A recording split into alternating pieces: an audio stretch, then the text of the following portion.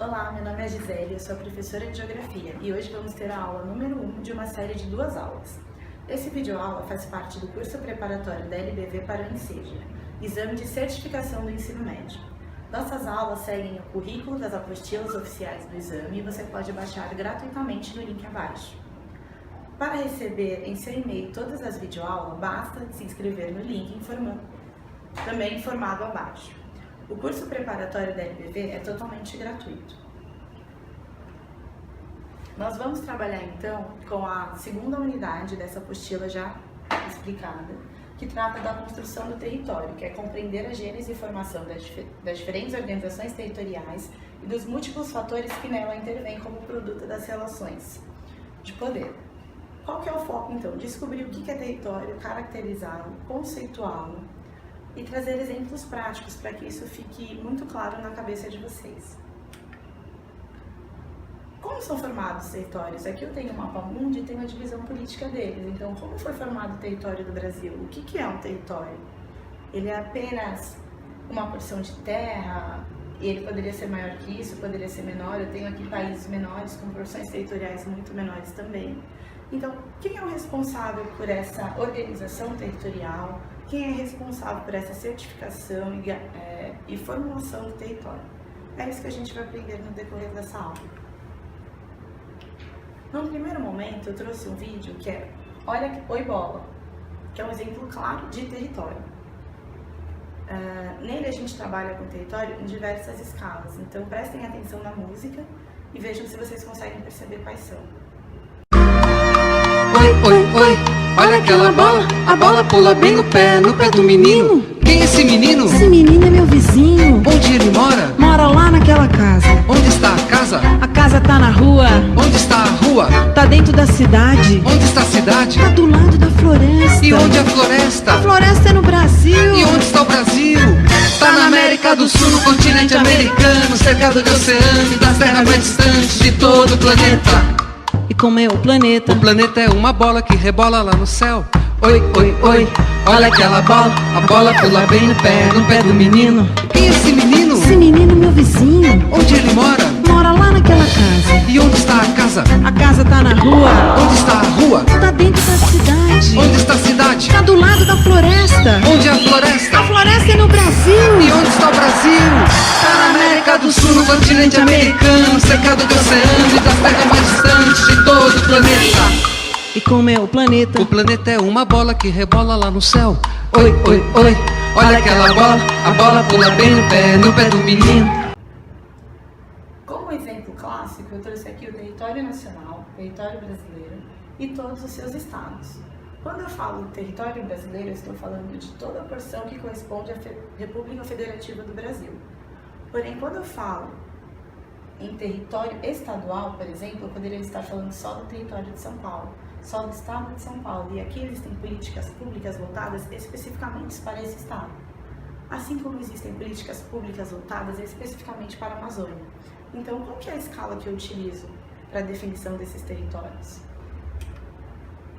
Aqui eu já tenho um mapa da escala do estado de São Paulo, e aqui eu tenho os seus diversos municípios. Percebam então que aqui eu tenho uma divisão política dos municípios, e com isso a escala ficou ainda menor. Aqui eu tenho a região metropolitana, onde há políticas públicas voltadas exclusivamente para essa região. E aí eu estou falando de políticas públicas voltadas para o território nacional, o território estadual, o território municipal, o território regional e, por fim ainda, o território municipal, que é mais específico, ele é mais local e ele é muito importante. Agora, será que existe um território menor do que o município? Eu posso trabalhar a territorialização com uma rua, por exemplo. O que é um território? Como assim uma rua pode virar um símbolo de territorialização? A casa também pode ser chamada de um território, mais especificamente um cômodo onde você acha que pertence, onde você tenha mais identidade, como um quarto. Logo mais eu explicarei melhor o porquê dessas definições de território nessas diferentes escalas. Então passa a ser definido como uma porção do espaço onde há uma relação de poder. Exercício de poder no espaço. Então o que é o espaço? O espaço é o planeta, é o conceito geográfico mais amplo que existe. O território, então, é onde há em uma porção desse espaço uma relação de poder. Pode ser na sua casa, onde o seu quarto é o seu local, é onde você pertence, às suas regras, o seu jeito. Pode ser uma rua onde há, por exemplo, em São Paulo, um exemplo clássico é a Cracolândia, onde até pouco tempo atrás ela era dominada por usuários de drogas, onde poucas pessoas tinham acesso. E agora a prefeitura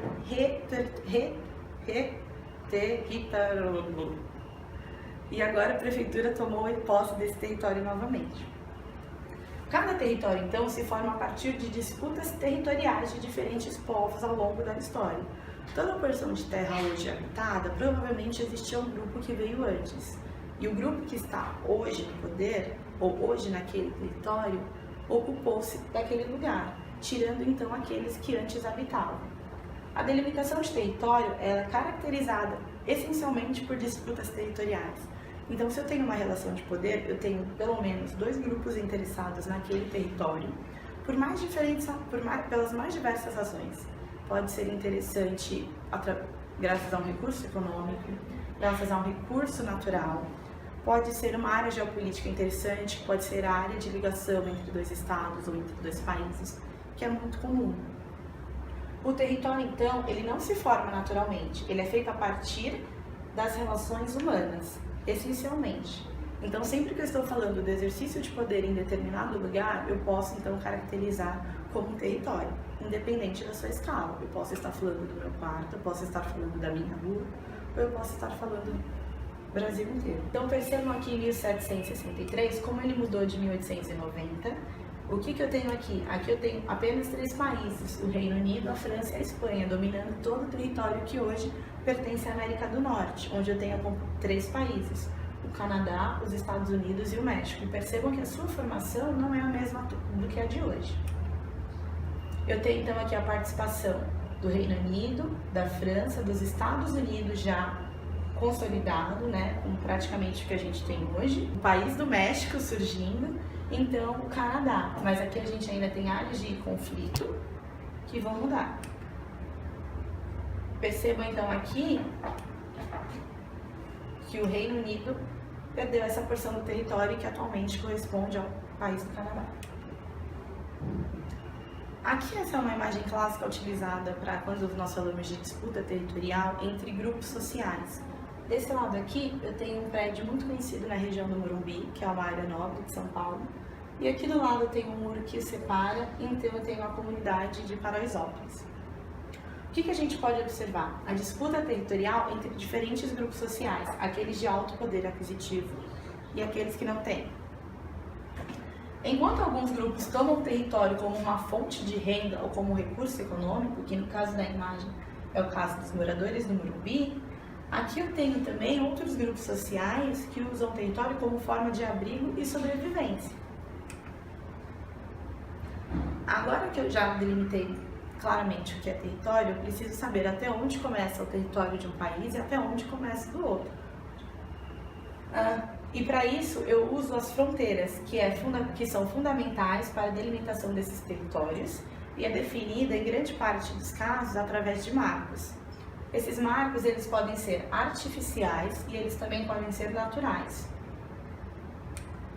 Um marco natural, um exemplo clássico que a gente cita sempre na América do Sul, é o Rio da Prata, que ele divide a fronteira entre três países. Aqui, nessa porção territorial, para cá, eu tenho o Brasil. Para cá, eu tenho o Paraguai e aqui o Uruguai. Um exemplo clássico também de fronteira artificial é a Muralha da China, que em sua construção define a parte ocidental e oriental e também era muito importante para a contenção das guerras. Então, da muralha para cá, eu tinha um novo segmento, diferentes tipos de leis, um outro regente, e da muralha para cá também. Nossa, que horrível. As fronteiras também, elas podem ser marítimas. Aqui eu tenho o exemplo do Brasil, certo? Onde eu vou ter a 200 metros do último ponto aqui da costa, uma área que é de comércio, uma área onde o Brasil pode extrair todo e qualquer recurso natural e utilizar como sendo seu, como sua posse. Então essa parte aqui do mar pertence também ao Brasil, principalmente a sua extração de recursos. Essa fronteira ela foi delimitada pela ONU na Convenção das Nações Unidas sobre o Direito do Mar. Normalmente inclui uma área de direitos exclusivos sobre os recursos minerais e biológicos. Em 2017, o Brasil descobriu o pré-sal. E tudo que é utilizado daqui vai como fonte de renda exclusiva para o país e cabe a ele direcionar o recurso da melhor forma possível. A formação e a transformação dos territórios. Ao longo dos anos, alguns países são criados, outros anexados e outros países também aumentam o tamanho do seu território. Essa mudança na fronteira dos países está diretamente relacionada com o contexto histórico dos locais. Aqui eu tenho um caso claro de fronteira e território em uma escala menor. Eu acho que essa escala é mais fácil para que vocês consigam perceber, então, como é o território exatamente. Aqui eu tenho 2 casas, certo? Cada uma dessas casas aqui, eita, não vai a luzinha nele, né? Não. Cada uma dessas casas aqui tem fronteiras muito bem delimitadas, então a partir daqui eu defino o que é a minha casa, as regras são minhas, certo? E eu cuido dela da melhor forma possível, da forma que eu achar conveniente. E o mesmo vai acontecer então com o meu vizinho. A fronteira aqui ela é artificial, ela é um muro, mas ela é muito bem delimitada. Fica muito claro até onde o território me pertence, até onde pertence ao meu vizinho. Quando eu tenho filhos, por exemplo, o território fica mais interessante da gente perceber. Eu tenho um quarto que pertence a mim, mas a casa ainda é minha, as minhas regras. O meu filho pode fazer então o que ele bem entender no quarto dele, é o canto privado. E o filho provavelmente vai considerar esse lugar um lugar seguro, esse lugar, o quarto, o seu território. Então, estou falando também de território em menor escala. O mesmo vai acontecer com a casa ao lado. Aqui eu vou ter um território muito bem definido e cabe então dividir ou não a casa territorialmente entre o filho, o marido ou até mesmo um cônjuge, né? Um fica num quarto, o outro fica em outro. Aqui para vocês verem como as fronteiras mudam com muita facilidade e como há sempre interesses por trás disso, eu coloquei aqui, ó, fronteiras europeias, a mudança desde os anos 1000 até o ano passado, até 2015. E vocês vão perceber que o tamanho do território, ele não é tão importante. O território, ele é sempre alvo de disputa, porque eu posso sempre utilizar o território economicamente, politicamente, geograficamente, de todas as formas possíveis. E a partir de que haja interesse de alguém, ele pode ser sim disponível e propício a disputas.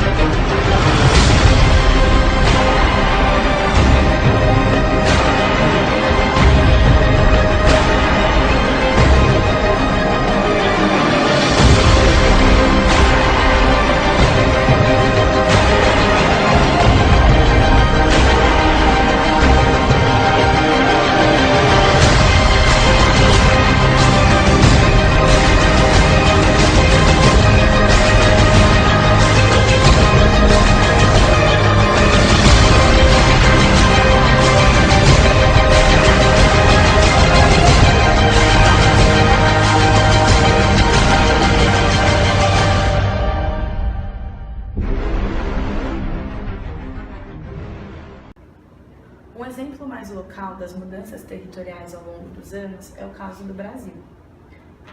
Aqui, em determinado momento histórico, nós tínhamos um pedaço de terra que hoje corresponde ao Uruguai. Em compensação, nós não tínhamos esse trecho aqui, que nós já podemos perceber no mapa 5, que corresponde hoje ao estado do Acre. Nós perdemos aqui o estado, a porção territorial, na verdade, que hoje corresponde ao país do Uruguai, né? E todas as mudanças territoriais, elas estão sempre repletas de questões políticas envolvidas. Por quê? Porque o território é o espaço e uma relação de poder. Sempre que eu falo de mudanças e contextos históricos, é importante analisar o contexto histórico e como o território vai se mudar a partir disso.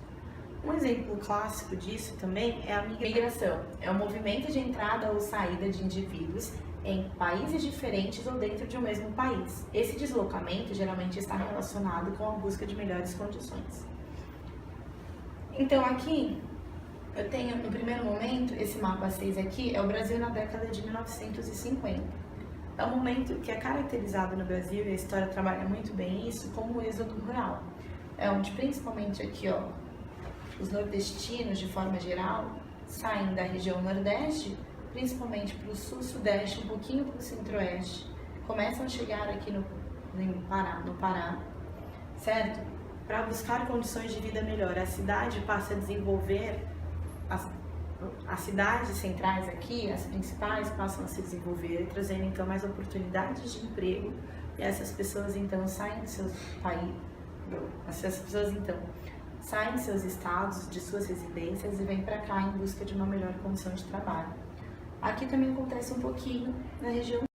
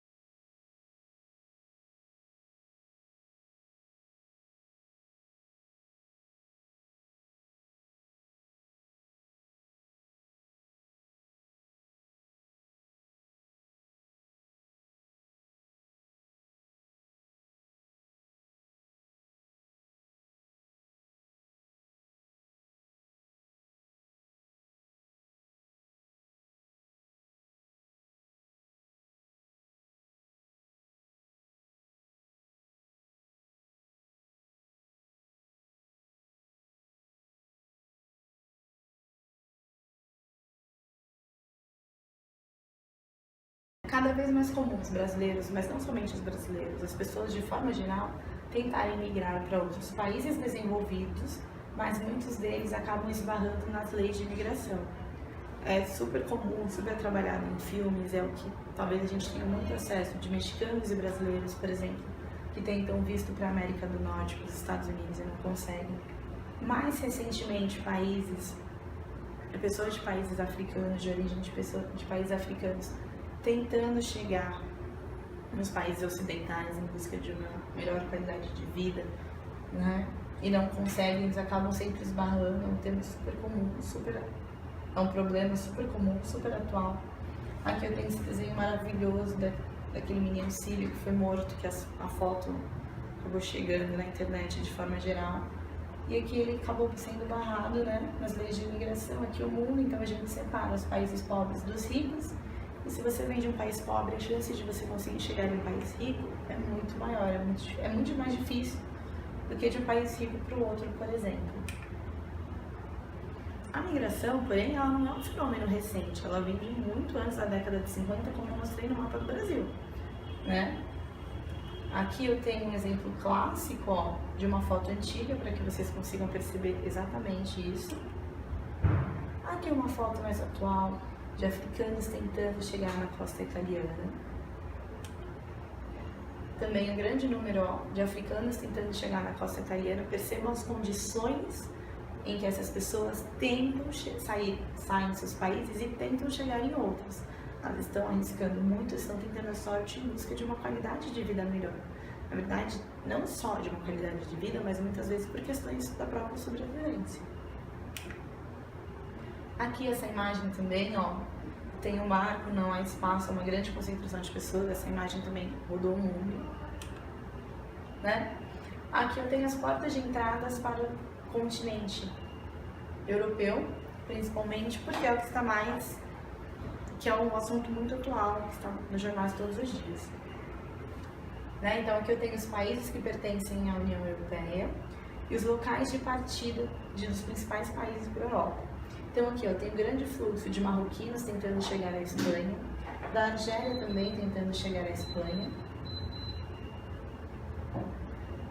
da Tunísia tentando chegar aqui pela Itália. Percebam que a Itália, então, ó, ela recebe pessoas do Egito, da Líbia, né? Da Tunísia, todos tentando chegar aqui. A Turquia também, né? Ela envia um grande número de imigrantes, de forma geral, da Europa. Aqui, ó, tem a Sérvia, a Macedônia, todos tentando entrar na Europa, porque é o principal ponto de partida, onde eu vou ter emprego que, mesmo que a remuneração seja baixa, é muito maior do que eu receberia no meu país de origem. Então, é um lugar que compensaria de eu ir.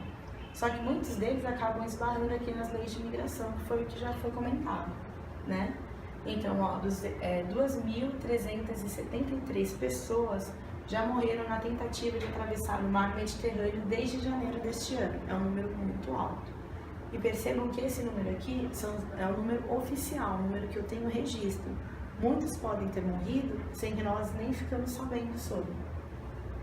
800 mil pedidos de asilo, o quanto a Alemanha estima que receberá até o final do ano. Então percebam que são 800 mil pessoas pedindo asilo apenas para um país, né? Apenas para a Alemanha.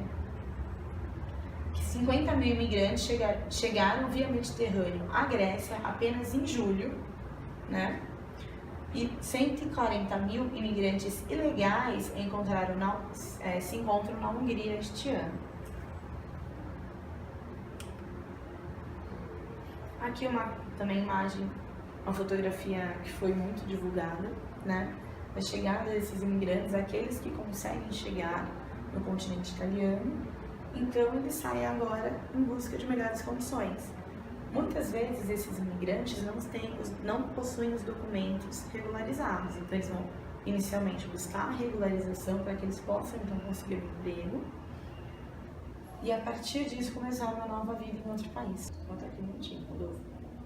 Uma coisa importante quando eu falo na migração é que vários autores que trabalham o conceito de território falam que toda vez que eu saio do meu território, eu levo um pouquinho dele para o lugar onde eu vou me instalar. né? Sejam questões culturais, onde eu vou falar uma língua completamente diferente, a comunicação oral através de música será diferente também, mas também as características físicas do meu território eu estou levando para este outro lugar. Isso é muito interessante, porque ele define, por exemplo, as características gerais dos brasileiros, onde o brasileiro é conhecido sempre por ser o povo mestiço, graças a esse grande número de imigrantes que chegaram em diferentes momentos da história. Como eu já comentei inicialmente, eu também tive o êxodo rural, não só no Brasil, mas em outros países, principalmente os países emergentes, onde até determinado momento histórico, a economia era voltada inicialmente somente para a agricultura.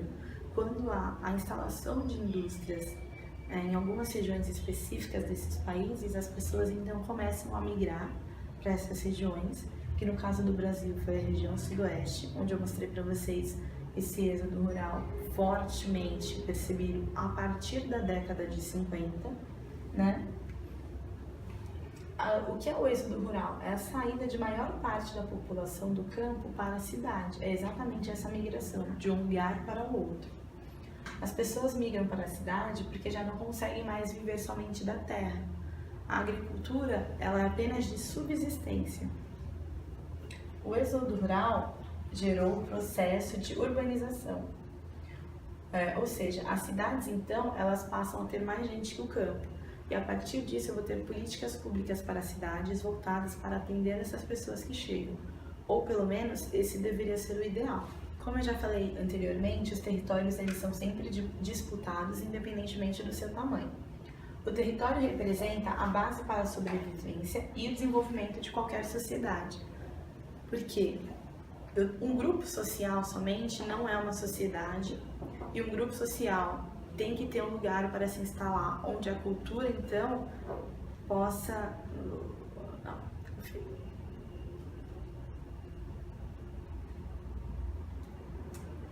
O território, ele representa a base de sobrevivência e o desenvolvimento de qualquer sociedade. Para que um grupo de pessoas se instale em algum lugar e chame aquilo de território, é necessário, então, normas e leis sociais, certo? Estabelecidas entre este grupo e um lugar para se instalar e começar, então, a sobreviver, seja da agricultura, seja da forma que lhes for conveniente. E para isso, eu preciso de um território, eu preciso de um local para me instalar, onde a minha cultura vai ser passada de geração para geração. E o principal motivo de disputa territorial são os recursos naturais, sejam eles minérios, podem ser também petróleo e mineral, minérios, recursos naturais como água. É comum também que eu tenha a extração de algum recurso, como a madeira, por exemplo. Então, já que eu estou falando de território e de disputas territoriais, é justo então eu colocar os movimentos sociais. Na cidade, a luta é pela moradia. Então, quando morar for um privilégio, ocupar é um direito.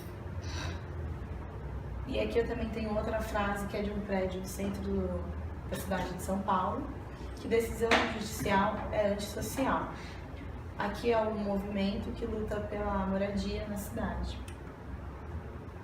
Já no campo, a luta é pela terra e envolve, de um lado, as comunidades indígenas, os trabalhadores rurais sem terra, de um outro lado, envolve os grandes proprietários rurais, os garimpeiros e os madeireiros, né? O principal movimento social que eu tenho hoje no Brasil que luta pelas terras é o movimento do sem terra, né? Que eles lutam teoricamente por terra e dignidade. O que é importante quando eu falo da questão da construção do território indígena? A sociedade capitalista, na sociedade capitalista, os territórios têm seu valor econômico e a terra, então, passa a ser uma mercadoria, uma possibilidade de extração de riqueza. Todo o território na sociedade capitalista é sempre utilizado como extração de riqueza? Sim. Ah, mas você falou que o território pode ser uma casa pode ser extração de riqueza? Também. Quando eu, por exemplo, tenho uma casa e compro outra para alugar e viver do imóvel. O território, então, passa a ser a minha fonte de renda. E a partir deste momento, ele está totalmente inserido na sociedade capitalista, né? Na verdade, a aquisição de imóveis e de territórios, de terras, ela serve exatamente para isso. Já os povos indígenas, essa terra possui um valor cultural, a ligação da casa, povo e a sua terra. E é muito diferente, né? O índio, ele não consegue ver a terra como um recurso da onde ele vai extrair, ele usa somente o necessário para a sua sobrevivência. Ele tem, como eu falar isso sem ser muito preconceituosa, deixa eu ver.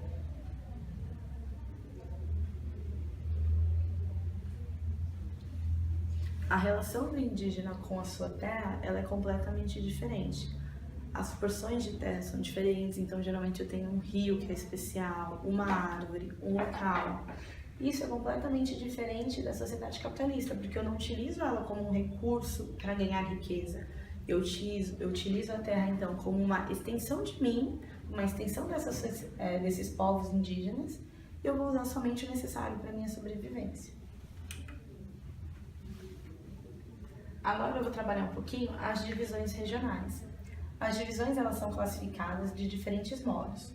Um conjunto de países, um conjunto de estados, um conjunto de municípios, ou até mesmo determinadas áreas de uma cidade. Foi o que a gente trabalhou anteriormente, as diferentes escalas de um território. Só que quando eu falo de divisões regionais, eu estou falando em determinados pontos do território que possuem características específicas das quais eu quero separar das demais. Então eu vou criar as regiões. Certo? Aqui eu peguei o mapa do Brasil, da primeira divisão regional do Brasil, que foi feita em 1941 pelo IBGE, que é o Instituto Brasileiro de Geografia e Estatísticas, né? No primeiro momento eu tenho as 5 regiões, mas percebam que a distribuição dos estados é diferente. Percebam que o território que corresponde, por exemplo, ao Mato Grosso é diferente do atual. A partir de 1945, eu tenho uma mudança clara, certo? Dessa divisão. Em 1969, aqui eu tenho outro exemplo, certo? Onde o estado da Bahia não pertence, por exemplo, ao leste setentrional. Em 1988, que é a nossa divisão atual, o Brasil é dividido então em 5 regiões: Norte, Nordeste, Centro-Oeste, Sudeste, Sul e Sudeste. E é a divisão regional que revigora até hoje. O mundo também ele está dividido em regiões. Os países do mundo já foram classificados de diferentes formas, sejam eles impérios, colônias, países de primeiro, segundo e terceiro mundo, países desenvolvidos e países subdesenvolvidos e emergentes. Países de primeiro, segundo e terceiro mundo é uma divisão antiga que já não é utilizada mais. Eu vou explicar logo após por quê. Todas essas classificações possuem um fundo ideológico, pois é produto de uma visão determinista do mundo, claro. Se o território é feito a partir da relação de poder em determinado espaço geográfico. Eu vou então conduzir o território de forma ideológica e interesseira. A divisão regional também vai ser ideológica. Aqui eu tenho o mundo dividido em países do norte e países do sul. Inicialmente eu tinha a divisão mais básica de países de primeiro mundo, países de terceiro mundo e Cuba e todos os outros países socialistas como países de segundo mundo. Qual que era essa classificação? Os países de primeiro mundo eram aqueles países que eram tidos como desenvolvidos. Os países de segundo mundo, que eram aqueles comunistas, países que possuíam uma economia planificada, enquanto os países de terceiro mundo eram todos os outros países que hoje nós chamamos de subdesenvolvidos, os países pobres. Percebam aqui o caráter ideológico, porque neste mapa eu tenho a divisão de países do norte e países do sul. Aqui eu tenho países desenvolvidos e países subdesenvolvidos, que é a mesma divisão. Os países do norte, né, do hemisfério norte, são os países desenvolvidos e os subdesenvolvidos são aqueles do sul. É uma visão determinista porque, por exemplo, eu não considero que no Brasil, no estado de São Paulo, Na cidade de São Paulo, eu tenho pontos econômicos importantíssimos, indústrias de tecnologia, ao mesmo caso da China, da Índia, da Rússia. Então, essa classificação é muito determinista, porque ela incorpora, então, que todos os países subdesenvolvidos são pobres. É importante a gente perceber que cada país tem a sua particularidade. Eu vou ter locais onde há lugares desenvolvidos, onde há lugares bonitos, onde a economia é um ponto importante. Eu também vou ter nesse mesmo país, às vezes na rua ao lado, no bairro ao lado, um local muito pobre. Integração regional, a formação de blocos econômicos. A formação de blocos econômicos, então, surge para diminuir o protecionismo. O que é o protecionismo? Eu tenho um exemplo clássico aqui para citar, os Estados Unidos. Ele tem uma indústria desenvolvida e ele protege os seus produtos nacionais, aumentando os impostos, por exemplo, dos produtos internacionais, sendo então mais barato comprar os produtos dos Estados Unidos, fortalecendo a economia local, ao invés de favorecer outros países. Essa ideia de protecionismo, ela é abolida, ou pelo menos tenta-se diminuir essa ideia com a criação de blocos econômicos, onde eu vou ter um grupo de países que cria normas e regras internacionais de comercialização, principalmente, aonde esse grupo específico vai ter vantagens de uns países com os outros, sendo então mais barato ou mais vantajoso eu utilizar os produtos desses países que pertencem a esse bloco. E também é uma forma de consolidar e restabelecer a política entre os países, né? Os blocos econômicos, então, são um conjunto de países, geralmente vizinhos. Percebam que a localização geográfica é importante, já que eu estou falando da comercialização de produtos, então tem toda uma questão de logística que deve ser percebida, entendida, que concordam em se aproximar e ampliar o seu negócio. A integração dos mercados regionais não acaba com as fronteiras do país, mas as torna menos rígidas. Ou seja, no caso do Mercosul, eu tenho a fronteira entre esses países muito bem delimitadas, só que eu tenho facilidades para que tanto os produtos quanto as pessoas consigam passar por essas fronteiras. Então, se eu, Gisele, brasileira, vou para a Argentina, eu não preciso de um passaporte ou de um visto. Eu consigo sair apenas com o meu RG. Então, eu, como brasileira, consigo sair do Brasil e ir para a Argentina apenas com o RG, e torna-se muito mais fácil a minha transição entre esses países, principalmente os do Mercosul, e eu também acabo consumindo os produtos e os serviços que eu tenho na Argentina, e acaba também favorecendo a Argentina. Por isso, esses blocos econômicos, então, criam esses acordos. Aqui eu tenho um mapa onde eu tenho todos os blocos econômicos do mundo. Eu vou focar aqui no NAFTA, que é formado pelo Canadá, Estados Unidos e México. Eu tenho o Mercosul, né? Brasil, Uruguai, Paraguai, Argentina, Bolívia. Eu tenho também aqui, ó, o bloco das Ilhas do Pacífico. Eu tenho o bloco asiático, né? Eu tenho o bloco do Oriente Médio, 2 blocos na verdade. A União Europeia, que é o bloco econômico que é tido como modelo que todos os outros pretendem ser. Por quê? Porque além da transição de pessoas de mercadoria ocorrer de forma muito mais fácil, eles desenvolveram então uma moeda onde, na verdade, uma moeda que é igual para todos esses países. Então a gente acaba então facilitando as questões tarifárias de conversão de moeda. A orientação final. O que é importante que vocês tenham conseguido perceber ao final dessa aula? Interpretar diferentes representações do espaço geográfico, diferentes escalas, diferentes tipos de mapa. O mapa, então, como uma ferramenta fundamental para a aprendizagem.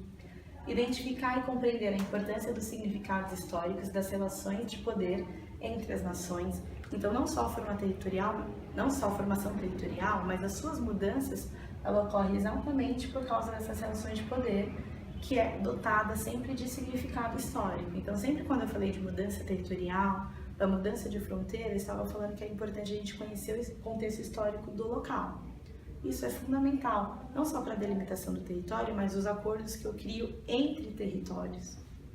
Compreender o significado histórico da constituição de diferentes espaços geográficos, que acaba complementando o que eu disse acima, e reconhecer a dinâmica dos movimentos sociais. seja na cidade, seja no campo, seja para a regulamentação das terras indígenas. Uma sugestão então é que vocês realizem as questões da apostila. Cada um desses temas trabalhados, existem questões específicas também disponíveis na apostila, eu sugiro que vocês façam. Lá ela indica nas linhas abaixo qual é a resposta correta e por que as outras estão erradas. Então também esse exercício, além de você treinar, ele vai te ajudar a compreender as quais você errou, aonde você errou, que é fundamental. Alguns filmes que eu sugiro sobre os temas que nós abordamos nessa primeira aula de hoje é Bem-vindo à Terra. A Terra do Bem Virá é um documentário nacional que fala das questões das lutas por terras em várias regiões do Brasil. Onde Sonham as Formigas Verdes também é um filme maravilhoso, que todos vocês devem assistir ou procurem assistir, porque ele trabalha como o indígena consegue observar o seu território, como a relação dele é completamente diferente da sociedade capitalista. Não é apenas um território, uma fonte de recurso, é uma extensão de si. E um livro que eu indico também é Enterre Meu Coração, na Curva do Rio, que ele também fala exatamente de como o indígena percebe o território, percebe tudo que está ao seu redor. Bom, nós vamos continuar nossa aula agora, só que agora com a unidade número 4 da apostila, que é Estado e Direito. Qual que é o nosso objetivo, então? Então, nós vamos começar agora a unidade 4, que é Estado e Direito. O que nós buscamos, então, compreender? Compreender a produção e o papel histórico das instituições sociais, políticas e econômicas, associando-as às práticas dos diferentes grupos sociais e atores também. Então, eu trago agora inicialmente uma imagem que eu tenho, o que nós conhecemos como Homem das Cavernas, a guerra entre eles, percebam que as lanças, então uma disputa, seja sei lá por quê. Então, qual foi o momento de transição dessa imagem para a ordem, para a fila, para as pessoas teoricamente civilizadas, parando uma atrás da outra, esperando a sua vez de entrar na porta? Percebam a diferença dessa imagem, dessa primeira imagem, para essa segunda, né? A civilização, a passividade, a organização. Quem foi que organizou? Qual foi o momento histórico onde isso mudou? Como isso ocorreu? Aqui também eu tenho outra imagem que muitos autores trabalham como a barbárie, como estado de natureza, onde o homem era desprovido de todas as leis e normas sociais, né? E aqui eu tenho uma imagem de um grupo de pessoas em uma reunião, em uma assembleia, votando através de um gesto simples a sua representatividade, colocada à prova com levantar de mãos. Então, você é a favor disso? Sim, eu sou. Sem guerra, sem disputas, através de uma simples conversa. Então, qual foi o momento onde isso mudou? Qual foi o momento onde que a gente começou a viver em sociedade, a gente começou a adotar normas sociais para o convívio de todos? Aqui também outra imagem do Homem das Cavernas, né? Um grupo social, um agrupamento social pequeno, então eu não posso falar que é uma sociedade, eu tenho aqui 2 pessoas e uma criança. Então, como foi que esse simples agrupamento se transformou nisso daqui? Pessoas bem classificadas, bem estabelecidas, com diferentes profissões, convivendo teoricamente em harmonia.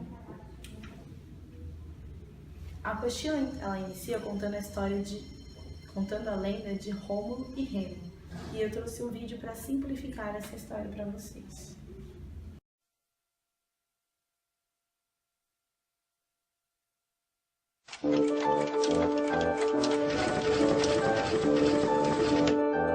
Grandes civilizações.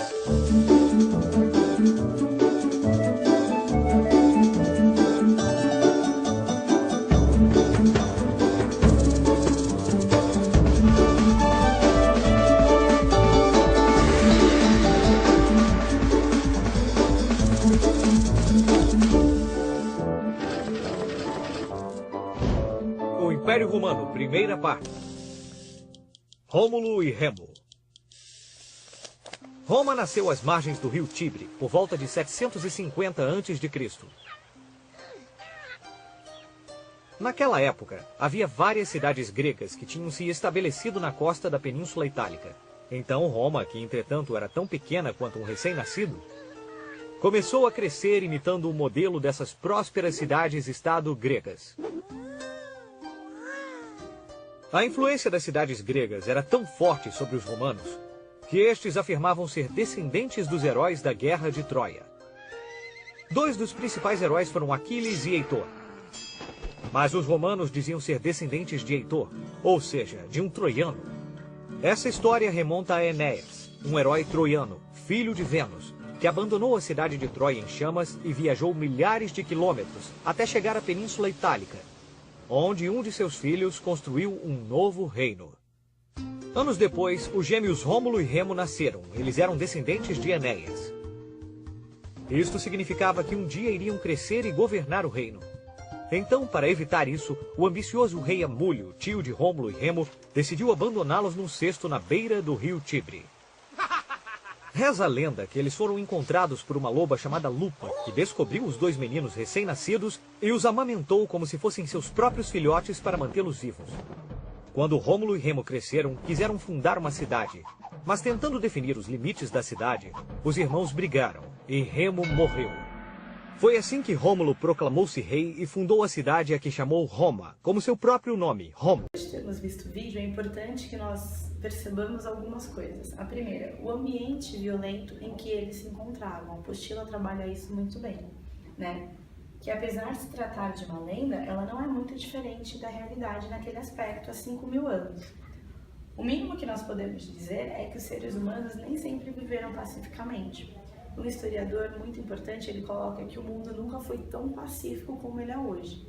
Agora imaginem só vocês se no mundo hoje, com tantas guerras, com tantos conflitos, com tantos problemas dentro dos próprios países, como as guerras civis, o mundo nunca foi tão pacífico como hoje. Imagina isso em todos os locais, todas as escalas, como nós vimos as disputas territoriais ocorrendo a todo momento, simultaneamente no mundo inteiro. Né? Então tem 2 conflitos principais naquele momento. Tem dentro dos países ou dentro dos territórios, né? Onde eles vão enfrentar diferentes formas de conflito social, de diferentes grupos confinados dentro de um mesmo local. E eu também tenho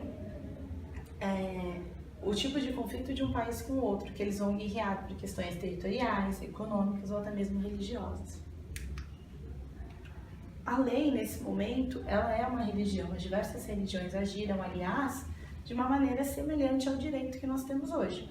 Assim como as normas jurídicas, as religiões também contêm um código de procedimentos que determinam o que é bom e o que é mal, discriminando assim o que os homens podem ou não podem fazer. Né? É importante perceber então que a religião, nesse momento, ela vai trabalhar e vai regular a dimensão moral das pessoas. Hoje eu tenho a criação, o desenvolvimento de estados que têm a religião como justificativa da sua existência. Por exemplo, o Estado do Vaticano, o Irã, Israel.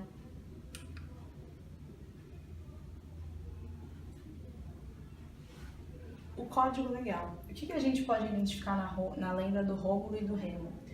A oposição entre o tempo de barbárie, onde os delitos não eram punidos, e um tempo no qual os homens eram governados segundo um código legal. O que é isso? A partir do momento que o Rômulo mata o seu irmão Rêmulo e cria a cidade de Roma, ele passa a querer que todos vivam de forma igual, onde tem um conjunto de normas onde todos vão viver civilizadamente. É a característica principal de Roma nesse primeiro momento na apostila. Essas leis, elas visavam, então, garantir o bem comum, o bem da comunidade, de todos aqueles que estavam dentro do muro que separava Roma das demais cidades. Elas se preocupavam, então, com a coisa pública. A lei, nesse momento, ela visa garantir o bem geral, o bem de todos aqueles que estão dentro da cidade. Num primeiro momento, essas leis são válidas exclusivamente para aqueles que estão dentro dos muros da cidade. Conforme escreveu recentemente o jurista brasileiro Dalmo Abreu de Dalí, não basta uma reunião de pessoas para que tenha por construir uma sociedade. É preciso uma reunião de pessoas que se instalem em um lugar, em um território, onde tenha um acordo comum entre elas, onde vai saber se o que é certo, o que é errado, o que é bom e o que não é. Né? Esse código legal é fundamental e a partir disso, de território e desse pacto social entre as pessoas dali, daquele grupo, eu vou ter a construção de uma sociedade, por menor que ela seja.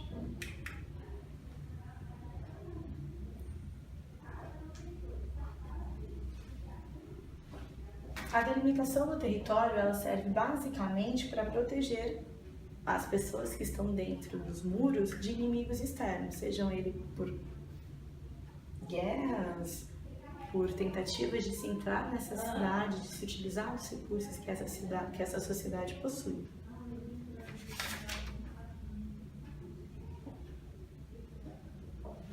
Rômulo, ao fundar a cidade de Roma, logo ordenou que fosse levantado um muro que deveria cercar e proteger os romanos de seus inimigos externos.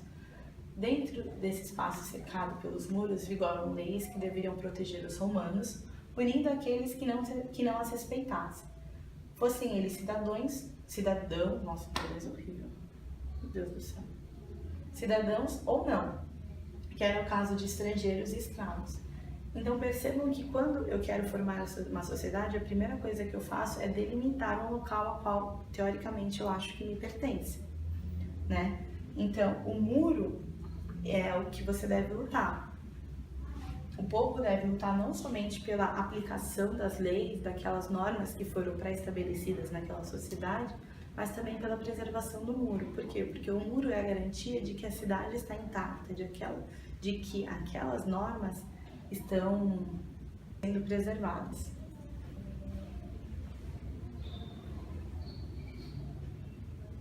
O que é importante perceber no caso de Roma e por que ela é tida como um marco quando a gente fala de Estado e de direito? Até então, eu tinha sim a criação de estados, eu tinha sim a criação de locais onde havia apropriação do território, as sociedades estavam reguladas, mas eram geralmente reguladas pela vontade de um só.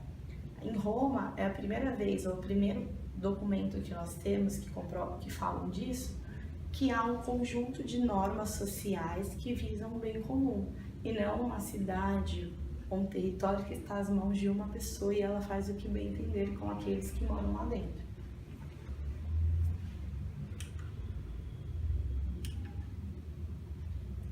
Então, o que é importante recapitular até então? Roma é um momento emblemático, né, na história, porque o Estado romano ele cumpre duas funções, ele possui uma dupla função. A primeira é proteger os cidadãos uns para com os outros. E como que ele vai proteger esses cidadãos? Através da criação de um código de normas que vai regulamentar a socialização entre as pessoas, o que se pode e o que não se pode fazer dentro dos muros. E isso sim é inovador naquele momento, né? Porque você tem então um conjunto de pessoas cientes dos seus deveres, das suas obrigações e também dos seus direitos. Outra coisa importante também que era a dupla função do Estado de Roma é a construção do muro para proteger então dos riscos e dos perigos externos. Como já foi falado, existiam sim o que a gente considera hoje como Estado antes de Roma. Mas esse Estado, geralmente, ele tinha como característica definidora da sua Constituição o despotismo, que é um sistema de governo que se funda no poder de dominação sem freios daquele governante, em benefício, geralmente, dele próprio. Percebam que quando a gente falou em Roma, a gente falou de características de normas que vão definir o bem geral daquela comunidade, o bem comum, enquanto os outros estados existentes até então, eles visavam os interesses particulares dos seus governantes. Então aqui uma definição de despotismo é um substantivo masculino, né, que é o poder isolado, arbitrário e absoluto de um déspota, ou seja, daquela pessoa que está no poder. É uma forma de governo baseada somente e exclusivamente nesse tipo de poder, no poder absoluto de uma única pessoa, onde ele vai fazer de forma arbitrária o que ele bem entender, né? De maneira geral, esses estados, eu cito aqui alguns exemplos, como os egípcios no tempo dos faraós, os impérios assírios, de Média, Babilônica e o persa, tinham em comum o fato de serem militarmente muito fortes e de instrumento de governo ser altamente concentrados nas mãos desse gestor, desse governante. Essas duas características, que é a centralização e a militarização do Estado, elas vão ser recuperadas mais tarde no Ocidente, sobretudo na montagem do Império Romano e depois também na criação dos Estados Nacionais no século XVI, principalmente na Europa. A importância da religião nesse contexto. A centralização e a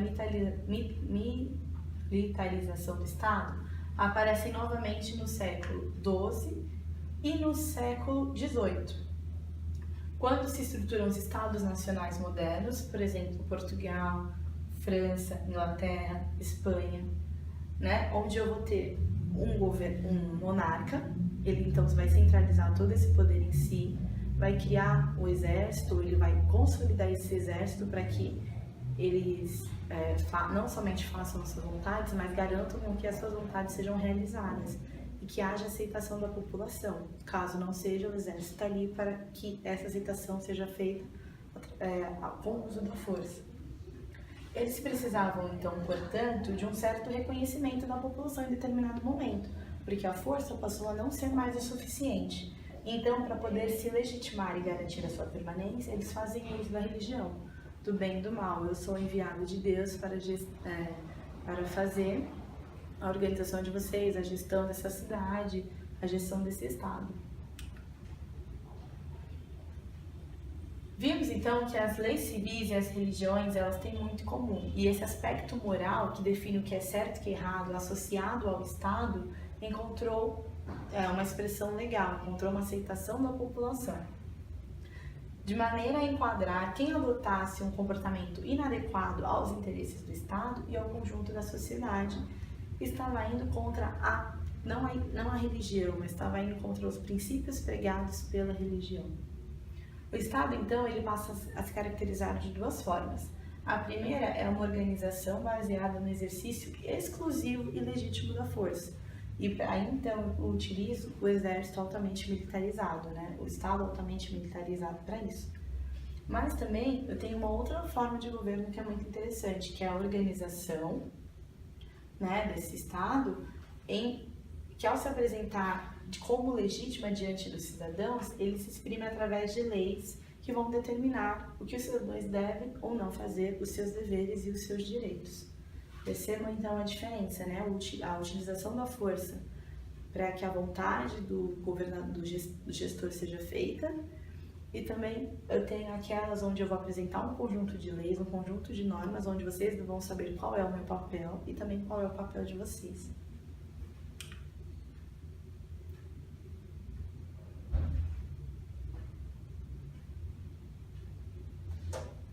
O ordenamento do Estado. Como já foi dito, o Estado, então, ele pode fazer o uso da força para que haja o cumprimento e o respeito das novas normas. Percebam que o ordenamento do Estado, ele pode fazer, então, o uso da força para que haja o respeito das normas por ele estabelecidas, né? O que é o ordenamento? É a organização dessas normas colocadas em prática. A forma efetiva de utilizar essas normas, o porquê delas estarem ali e se elas são úteis ou não para a sociedade. Cabe então ao Estado fazer isso, seja através de força física ou não. Segundo o cientista político italiano Roberto Bobbio, o direito recorre, em última instância, ao uso de força física para obter o respeito das normas. Isso fica claro nas formas legais de punição dos contraventores das leis, uma multa, prisão e às vezes até mesmo a condenação da morte. Então, quando você está inserido numa sociedade, desde muito pequeno, é colocado para você quais são as normas dessa sociedade. Então, o que você pode e o que você não pode fazer. Quando você descumpre alguma dessas normas, dependendo da gravidade ou do que você descumpriu, você vai ter que ser punido de alguma forma. Então, aqui ele cita alguns exemplos clássicos, né? Que a multa que é considerada uma prisão é uma coisa leve, porque você pode pagar, mas não há nenhum risco à sua integridade, você não fica detido em algum lugar por um tempo sem o convívio dos seus familiares, que também é uma forma de punição, né? Como é o caso da prisão e às vezes até a condenação à morte. A condenação à morte é um tipo de punição que não existe no Brasil, que é variado de acordo com o território no qual você está.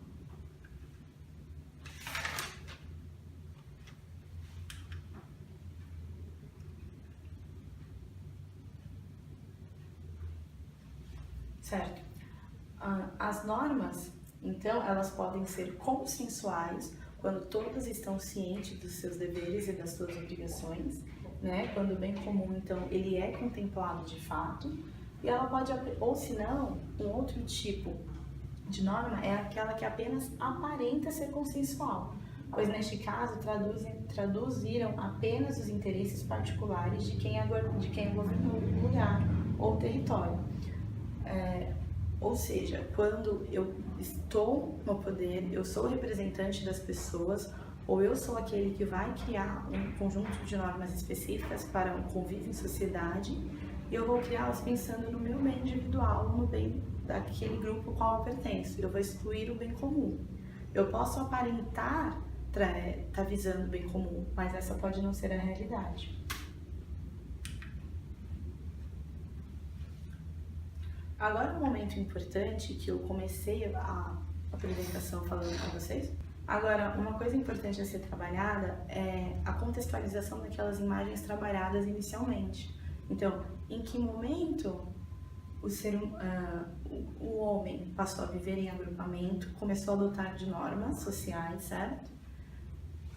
Qual é o nome desse estado? Estado de natureza, estado civil, o que é isso?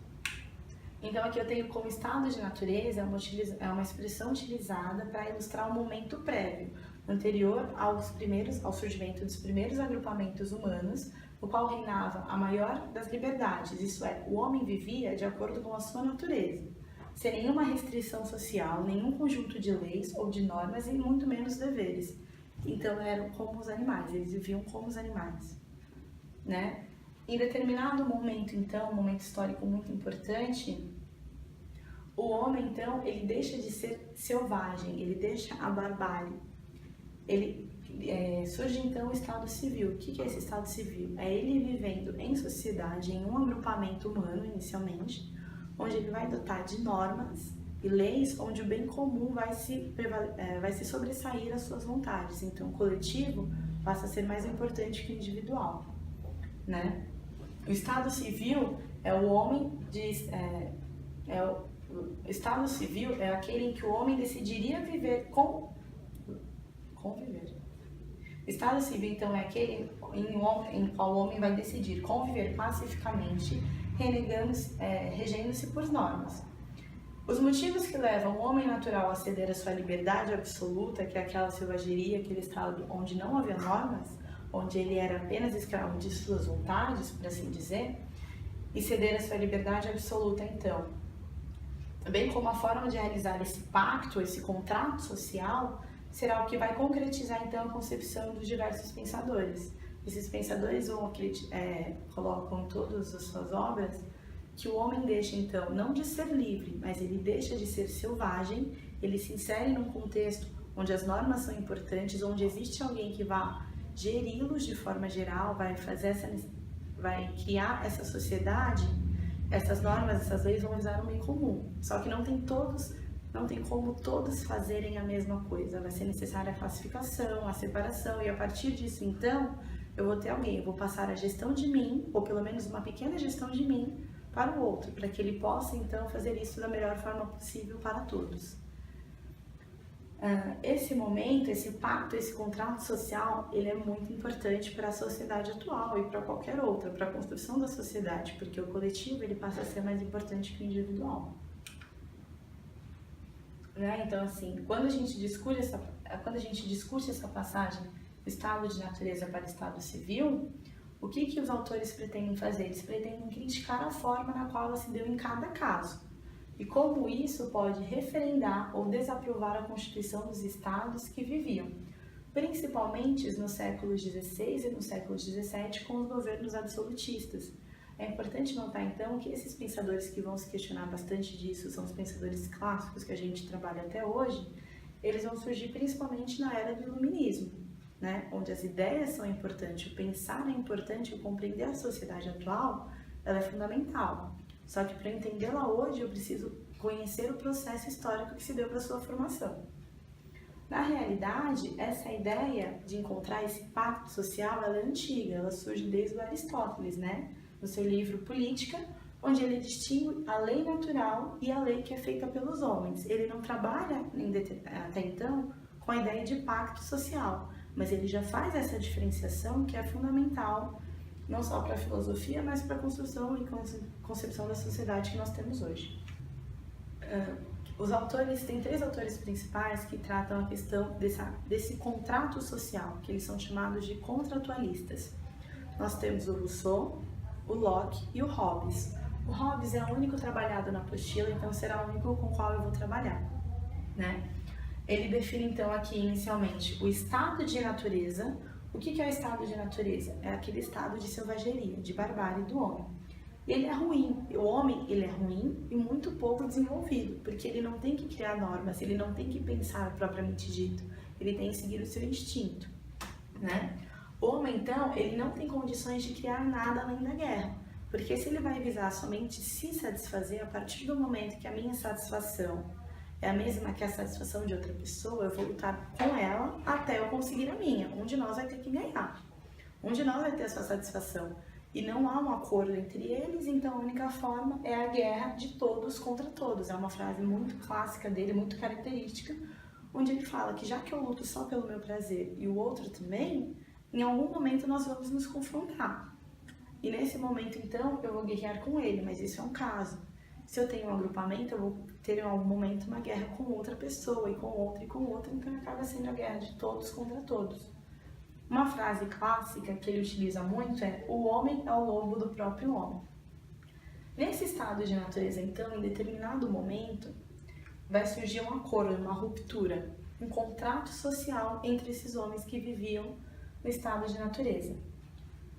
Como que eu vou fazer então? Eu vou criar um estado, eu vou criar uma organização, uma entidade que vai me gerir, porque para o Hobbes o homem não é capaz de se gerir.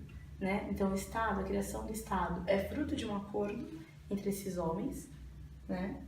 É a ordem, finalmente, entre os homens, não é ruim, não é caos, não é pouco desenvolvido. Com a criação do Estado, eu vou ter ordem. E eu vou transferir a gestão de mim mesmo para o Estado. Por quê? Porque eu sou ruim, eu só consigo gerar guerra com os outros, com os meus semelhantes, então eu vou ter uma entidade que, além de criar normas de convivência, vai me gerir. E só então eu vou saber o que eu posso e o que eu não posso fazer, quais são os meus limites. E isso, ele é muito importante. Essa gestão de si, de mim, eu vou passar para o Estado. O Estado, ele é caracterizado pelo Hobbes como Leviatã. Aqui é a imagem clássica, que toda vez que se fala em Hobbes e Leviatã, a gente sempre vai encontrar, né? O que é o Leviatã? Ele é um monstro bíblico, e ele usa para comparar o Estado, porque o Estado para ele é um poder inquestionável, exatamente como o Leviatã é citado na Bíblia. Ele é o todo-poderoso, ele é o soberano, né? Já que eu não sou capaz de fazer a gestão de mim, eu passo isso para o Estado ele é absoluto. Ele vai fazer essa gestão de mim da melhor forma possível, porque ele vai pensar então no bem de todos, não exclusivamente meu. Se eu só consigo pensar na minha satisfação, eu não vou ter essa capacidade. Por isso que para ele o Estado, então, ele é inquestionável. Quando se fala em Hobbes, eu encontrei uma música muito interessante que ela fala exatamente desse estado de natureza do homem, que é da Pitt, onde ela vai trabalhar a visão do Hobbes sobre o próprio homem nesse estado de natureza.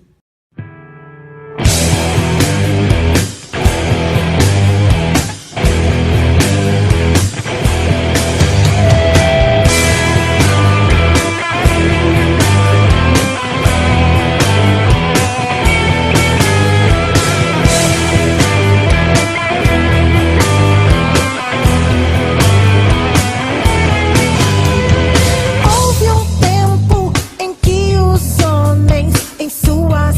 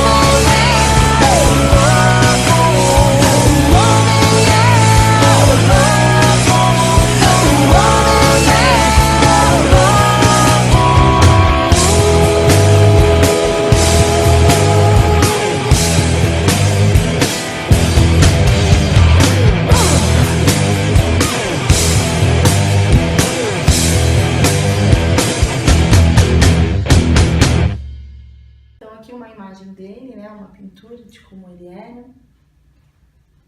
O que é importante para ele? A passagem do estado de natureza para o estado civil vai representar um estado não jurídico, que é o estado de natureza, para um estado jurídico, onde eu vou ter um conjunto de normas e leis. E por isso ele é absoluto. O estado não jurídico, ele não existe. Não existe um direito universalmente válido e é sustentado como uma força comum. O que é essa força comum? O Estado. Mas somente os direitos privados são sustentados pela força de cada um. Então, por isso que é importante a criação do Estado, porque ele vai pensar nos direitos de todos. É o que Hobbes chamava de estado de guerra de todos contra todos, como eu já citei. Cada um defendendo seus próprios interesses particulares, ligados geralmente à sobrevivência e à reprodução. Já o Estado, propriamente dito, ele é fundado no ato jurídico, consensual, num pacto daqueles que estão ali presentes naquele agrupamento. É um pacto social através do qual os indivíduos se associam e colocam em comum os próprios bens e as próprias forças individuais para atribuí-los a um governante. Pode ser monarca, nobreza ou até mesmo um povo, o que corresponderia às formas de governo, né? A monarquia, a aristocracia e a democracia, respectivamente. Dito de maneira mais simples e breve, para o Hobbes, então, a fundação do Estado é a única fonte e exclusiva de direito. Fora do Estado, há apenas uma força e um estado de guerra, novamente de todos contra todos.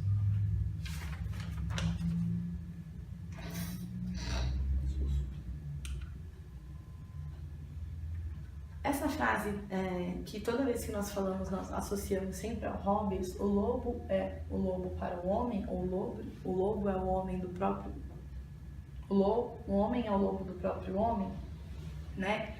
Significa que o homem é sempre o seu maior inimigo. Essa frase original, na verdade, ela não pertence a Hobbes, é de Platos, que ele fez em uma de suas peças.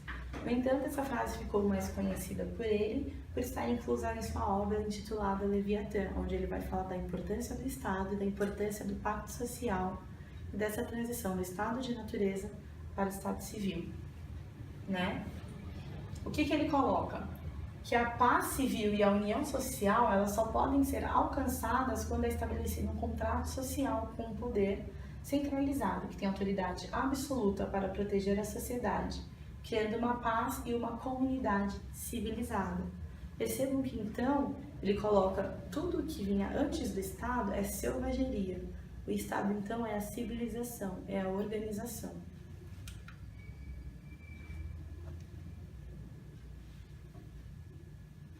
A tradição jurídica. Qual a tradição jurídica do modelo ocidental? É Roma. Então, a perspectiva histórica nos leva a reconhecer a tradição jurídica romana como matriz fundante do modelo ocidental. A nossa ideia de direito, ela vai proceder de Roma. É do direito romano que nós herdamos o seu método, a sua linguagem, os seus conceitos e até mesmo os seus princípios gerais. As sociedades, elas estão sempre em movimento, né? Reforma-se e modificam suas instituições legais e políticas. Por outro lado, essa mesma perspectiva histórica leva-nos a reconhecer que as sociedades são como entidades em contínuo movimento. Elas se criam, se reformam e modificam suas instituições legais e políticas. Percebam que o contexto histórico vai ser fundamental para a criação e desenvolvimento dessa sociedade, assim como as suas modificações. Então, essas mudanças elas vão se dar em função do contexto de conflito, né, sejam através de guerras militares ou conflitos comerciais, como em função dos interesses contraditórios que se encontram dentro de cada sociedade ou entre sociedades diferentes. Resumindo, identificamos no direito civil lugares de fundação de diferentes organizações sociais, mas também como lugar principal onde possa se procurar uma solução não litigiosa para conflitos internos das mesmas sociedades. Então, a conversa e a criação de normas e leis pré-estabelecidas, elas vão ser fundamentais para que não se hajam conflitos fazendo-se uso de violência por qualquer discordância, certo? Eu vou procurar a forma mais correta de acordo com a regulamentação, com a normatização do meu país, da minha sociedade, seja qual for a escala que eu estiver utilizando, para tentar resolver o problema, evitando então o uso da força. No caso dos estados, o uso da força é utilizado como último recurso. Então, quando eu falo de direito internacional, eu estou falando do direito civil, que na época moderna é colocado como direito internacional, então ele é aplicado para todos os lugares, não somente às sociedades específicas, né? Essas grandes conquistas militares empreendidas pelos romanos e a formação do Império Romano tiveram, portanto, uma consequência direta sobre o direito romano, que é exatamente essa expansão, essa noção de ideia de direito romano chegando então a outros lugares também adotando essa ideia de direito de obrigação, de dever, mas também de direito de retorno do Estado, do seu governante, do seu gestor, vai chegando então a outros locais, né? Expandir a cidade ao tornar-se república ou um império, o direito romano, o direito civil, tornou-se o direito das pessoas, o direito das gentes, termo que bem mais tarde, já na época moderna, ele vai ser traduzido como então direito internacional que eu havia comentado. O que é esse direito internacional? É essa moral comum utilizada a partir dos princípios romanos, principalmente, né? Ela é acessível, o ideal é que ela seja acessível para todos os homens. É uma lei moral universal. Então, com a expansão do império, torna-se muito difícil definir com precisão a parte de cada um. Eu crio, então, direitos comuns, normas comuns para todos os cidadãos. Aqui entrou em cena a moral comum, que é de maneira a, pelo menos, tentar obrigar os homens a respeitarem uma moral que é reconhecida por todos os próprios homens. O direito da cidade sucedeu, então, a uma lei moral universal. Isso explica, pelo menos uma parte, o fato pelo qual os romanos trocaram sua religião oficial para o cristianismo, né, a partir de Constantino o Grande. Então, uma forma de você universalizar os direitos é universalizar a religião, ou pelo menos os princípios religiosos básicos, né? Que, como já foi citado também anteriormente, a religião ela define o que é certo, o que é errado, o que é bom e o que é mal. Em Roma, isso tornou-se muito presente com Constantino, quando ele coloca o Império Romano todo como cristão, para seguir o cristianismo. Facilita a organização territorial, a criação e desenvolvimento, então, de normas e leis específicas. Porque se todos acreditam que o bem e o mal é muito parecido, ele é muito semelhante, as punições também vão ser. Atualmente, quando se fala em direito internacional, então a gente, logicamente, pensa na ONU, que é a Organização das Nações Unidas, né? Ela é o direito civil na esfera dos estados. Então aqui eu tenho o símbolo da ONU, né? Que são todos os continentes, percebam, né? Uma projeção azimutal. É o direito internacional, então, que equivale ao direito civil, mas transposto para a esfera dos estados, isso é, cada estado individualmente deve reconhecer um direito internacional comum a todos, para que se possam resolver de forma não deliberante os conflitos que possam surgir, sejam eles territoriais, comerciais, sociais ou entre muitos outros, né? Nesse sentido, então, foi criada em 1946 a própria ONU, que é a Organização das Nações Unidas, como eu já disse. O que ela procura fazer? Procura intervir para evitar conflitos que possam ser fatais para os estados e para suas populações, como foram os casos recentemente da intervenção no conflito da Índia e Paquistão, Israel e Palestina, Kosovo, Timor-Leste, etc. Então, o papel da ONU é ativo principalmente no evitar conflitos, mas ela trabalha também com a prevenção desses conflitos, para que eles não ocorram. Quando eles ocorrem, ela busca fazer uma reunião, então, com chefes de estados que estão diretamente relacionados e procurar uma forma de resolvê-lo da melhor forma possível. Aqui eu tenho uma imagem, por exemplo, de uma assembleia da ONU, né? Aqui eu tenho a presidente Dilma falando, mas o que é importante e interessante perceber nessa imagem? Em todas as assembleias da ONU, as cadeiras estão dispostas de forma circular. Então, eu não tenho arestas, eu não tenho um dominante. Todos são iguais, todos os problemas, então, passam a ser importantes e devem ser resolvidos da forma mais conveniente e mais justa possível. Então, aqui a ONU, ela tem 6 órgãos principais que vão trabalhar nas mais diversas áreas para evitar conflitos de todos os tipos possíveis. Então, aqui eu tenho a Assembleia Geral, que são com 222 países, né, que vão trabalhar de problemas locais, problemas ambientais, todos os problemas que estejam geralmente envolvendo o planeta, os cuidados com o planeta, os 8 objetivos do milênio, eles são traçados todos na Assembleia Geral.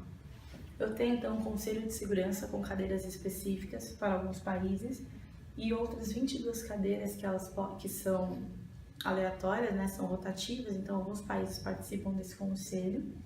O Conselho Econômico Social, o Conselho de Tutela, o Conselho Internacional de Justiça e o Secretariado.